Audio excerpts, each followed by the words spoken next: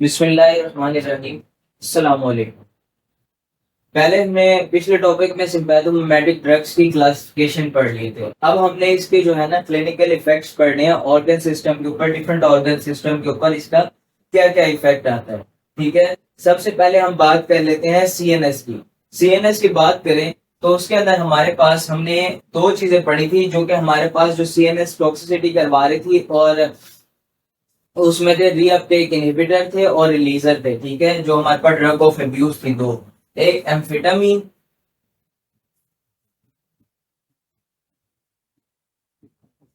जो कि रिलीजर था,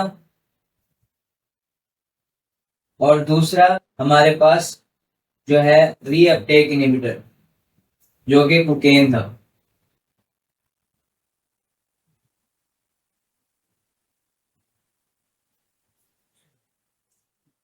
ठीक है, ये दो हमारे पास जो है एम्फेटामिन और रीअपटेक इनहिबिटर्स, ये दो सीएनएस के ऊपर इफेक्ट करेंगे। पहले तो ये जो है ना, ये दोनों ड्रग ऑफ एब्यूज हैं। पहले तो ये जो है ना हमारे पास खुशी देंगे, ठीक है, सुकून देंगे और बड़ा जो है ना सूदिंग इफेक्ट लाएंगे दिमाग के ऊपर। लेकिन बाद में ये जब आहिस्ता आहिस्ता इसके ऊपर डिपेंडेंस होना, एक तो हमारे पास होना शुरू हो जाएगी इसके ऊपर डिपेंडेंस। ठीक है, डिपेंडेंस। और दूसरा फिर आहिस्ता आहिस्ता क्या होगा, उसके अंदर इंसान के अंदर स्टूपर आएगा, स्टूपर के बाद रेस्टलेस होगा, रेस्टलेस होगा और फिर आहिस्ता आहिस्ता इंसोम्निया की तरफ चल जाएगा। ठीक है, नींद नहीं आएगी, रेस्टलेस, ठीक है, स्टूपर एंड देन इंसोम्निया। एक और ड्रग की बात कर लेते हैं जो सीएनएस के ऊपर इफेक्ट करती है, वो है हमारे पास क्लोनिडीन।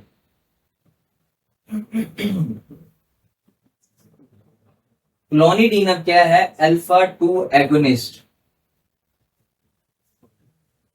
ठीक है, और ये हमारे पास जी इनहिबिटरी है।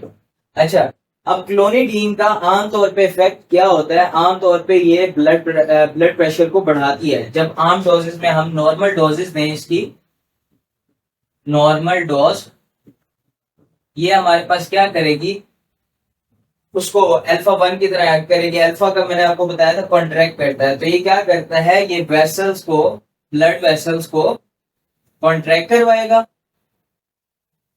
और साथ ब्लड प्रेशर इंक्रीज करवा देगा। ठीक है, ये तो है नॉर्मल डोजेस में। अगर हाई डोजेस में ओरली दें, ठीक है, हाई डोजेस ओरली, तो ये क्या करेगा, ये सीएनएस में एंटर हो जाएगा, ब्लड ब्रेन बैरियर को क्रॉस करेगा, ब्लड ब्रेन बैरियर को क्रॉस करके सीएनएस में एंटर हो जाएगा। सीएनएस में एंटर होने के बाद ये क्या करेगा, जो वहां पे हमारे पास नर्व्स होते हैं, वहां पे जो प्री साइनेप्टिक नर्व होती है, साइनेप्स से पहले वाली नर्व, वहां पे क्या करेगा, इसके रिलीज जो नोरेपिनेफ्रिन या डोपामीन वगैरह जो रिलीज हो रहा होगा, ठीक है, जो कि ब्लड प्रेशर को आमतौर पे बढ़ा रहा होता है सिंपैथेटिक इफेक्ट के अंदर, वो क्या करेगा, यहां से इसके रिलीज को स्टॉप कर देगा, नेगेटिव इफेक्ट डालेगा क्लोनिडीन। ठीक है, इसके प्री साइनेप्टिक रिसेप्टर पे जाके अटैच होगा और इसके रिलीज को ब्लॉक कर देगा क्लोनिडीन, और नोरेपिनेफ्रिन रिलीज नहीं होगा। ठीक है, तो negative effect on norepinephrine release, और इस तरह ये ब्लड प्रेशर को कम कर देगा। ठीक है, जब ये रिलीज नहीं होगा तो ये ब्लड प्रेशर को कम कर देगा इस लिहाज से। तो नोरेपिनेफ्रिन हमारे पास high doses orally blood brain barrier को क्रॉस करेगा, सीएनएस के अंदर एंटर होके नोरेपिनेफ्रिन की रिलीज को रोक के ब्लड प्रेशर को डिक्रीज करता है। ये इसका इफेक्ट आ गया हमारे पास। ठीक हो गया, ये हमारे पास सीएनएस वाली ड्रग्स आ गई।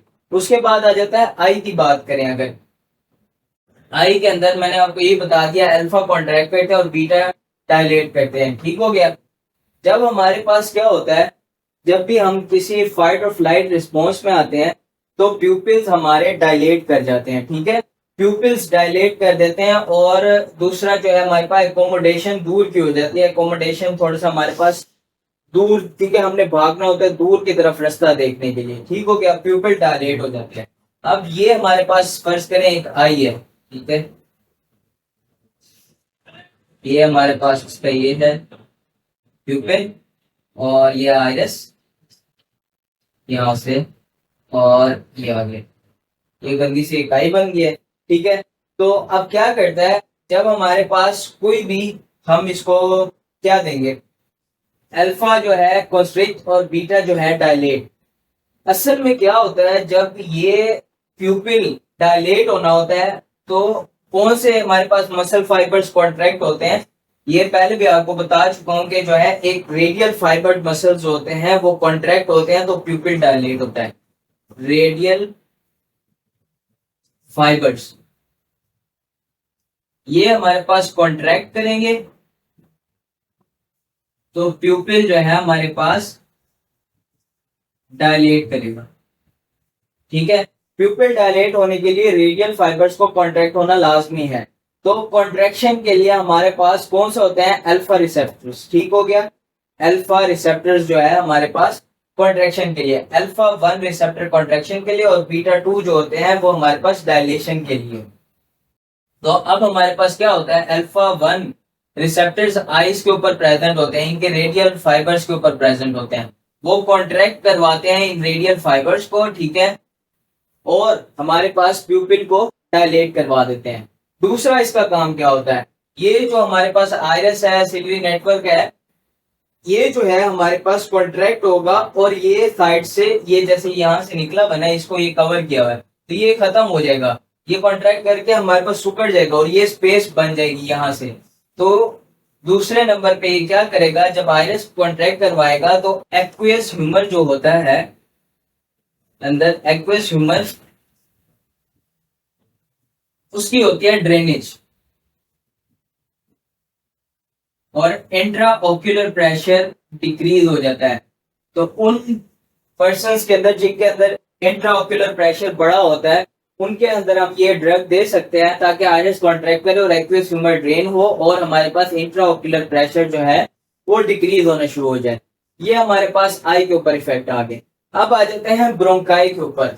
ठीक है, ब्रोंकाई, ब्रोंकाई के अंदर हमारे पास कौन सा होता है, बीटा रिसेप्टर होते हैं। ठीक है, जो कि डायलेट करवाते हैं ब्रोंकाई को।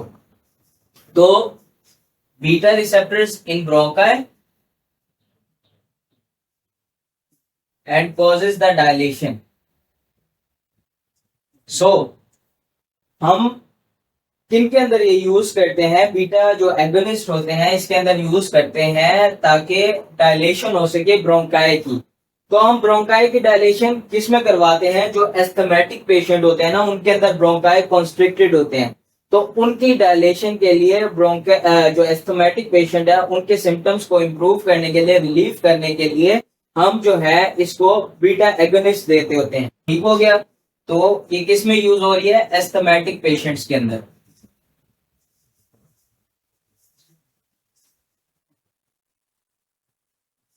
ठीक हो गया, उसके बाद आ जाते हैं जीआईटी के ऊपर और जेनिटो यूरिनरी ट्रैक्ट। जीआईटी और जेनिटो यूरिनरी ट्रैक्ट के ऊपर सेम इफेक्ट होता है सिंपैथोमिमेटिक ड्रग्स का। ये क्या करते हैं, जीआईटी के वॉल्स को रिलैक्स करवाएंगे, क्योंकि जब भी फाइट और फ्लाइट रिस्पॉन्स आएगा तब हमें खाने की तो नहीं सूझेगी या हाजमे की तो नहीं सूझेगी ना, तब जो है हमारे पास वॉल्स रिलैक्स कर जाते हैं और स्फिंक्टर जो है कॉन्ट्रैक्ट करके क्लोज हो जाते हैं। वॉल्स रिलैक्स, ठीक है, जीआईटी की, और स्फिंक्टर जो है कॉन्ट्रैक्ट करके क्लोज हो जाते हैं और साथ साथ सिक्रीशंस जो होती हैं जीआईटी की वो भी स्टॉप हो जाती हैं, वो भी इनहिबिट हो जाती हैं। अब रिलैक्सेशन के लिए हमने कौन से पढ़े, रिलैक्सेशन के लिए बीटा रिसेप्टर्स होंगे। तो जीआईटी के अंदर बीटा रिसेप्टर्स जो है, अच्छा बीटा जो हमारे पास होगा वो भी बीटा 2 हमने याद रखना है। बीटा 2 जो है डायलेशन करवाएगा, अल्फा 1 जो है, क्योंकि जो हमने बीटा 1 पढ़ा था ना वो हमने पढ़ा था सिर्फ दो जगह, एक्स्ट्रा मेडलरी और हार्ट के अंदर, तो बीटा 2 के अंदर मेनली हमने याद रखना है। तो बीटा 2 रिसेप्टर्स जो हैं वो हमारे पास जीआईटी वॉल्स की रिलैक्सेशन करवाएंगे और उसके बाद स्फिंक्टर कॉन्ट्रैक्ट हो रहे हैं। स्फिंक्टर कॉन्ट्रैक्ट करने के लिए कौन से होंगे, अल्फा 1। तो अल्फा 1 एगोनिस्ट जो होंगे वो हमारे पास स्फिंक्टर को कॉन्ट्रैक्ट करवाएंगे और वॉल्स को रिलैक्स करवाएंगे ताकि जीआईटी एक्टिविटी स्टॉप हो सके और सिंपैथोमिमेटिक इफेक्ट्स आ सकें। Same in the case of genito urinary tract. ठीक है, जो हमारे पास ब्लैडर ट्राइगोन होता है,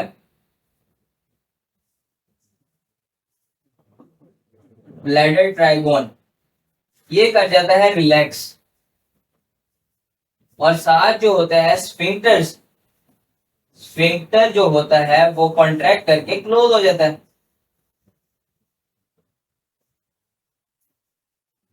तो इधर क्या होगा, अल्फा 1 रिसेप्टर्स जो कॉन्ट्रैक्शन वाले हैं, और इधर जो होगा वो बीटा 2, क्योंकि ये हमारे पास रिलैक्सेशन करवा रहे हैं, तो बीटा 2 रिसेप्टर रिलैक्सेशन करवा रहे हैं। ये हमारे पास हो गए कुछ ऑर्गन सिस्टम्स के अंदर हमारे पास जो सिंपैथोमिमेटिक इफेक्ट्स होते हैं, जो सिंपैथोमिमेटिक ड्रग्स के इफेक्ट्स आते हैं। ठीक है, आगे हमारे पास रह जाते हैं वेसल्स का और हार्ट का। ठीक है, वो जो हम नेक्स्ट वीडियो में पढ़ेंगे इंशाल्लाह। ये अभी इस वीडियो के लिए इतना ही। Thank you. अगर कुछ समझ ना आए तो आप कमेंट्स में जरूर पूछ लीजिएगा। अल्लाह हाफिज।